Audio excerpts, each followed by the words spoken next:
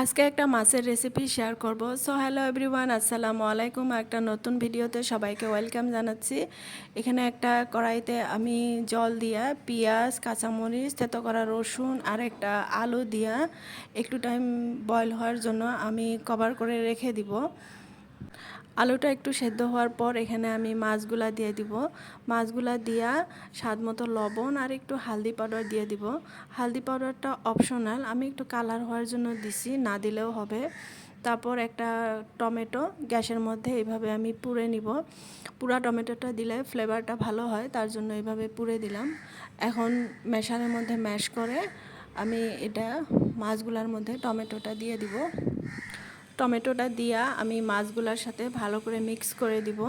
এখন একটা ছোট বাটির মধ্যে চালের গুঁড়া আর পানি মিক্স করে আমি মাছটার মধ্যে দিয়ে দিলাম। এটা দেওয়ার জন্য ঝোলটা একটু ঘন হবে, তাই দিয়ে দিলাম। এখন কভার করে এখন হিটে একটু টাইম কুক হওয়ার জন্য রেখে দিব। এ তো রেডি হয়ে গেল গরমে খাওয়ার জন্য একটা হেলদি অপশন। আর যদি ভিডিওটা ভালো লাগে তাহলে অবশ্যই একটা লাইক করে দিবেন, আর যদি নতুন হন তাহলে চ্যানেলটাকে সাবস্ক্রাইব করে দিবেন।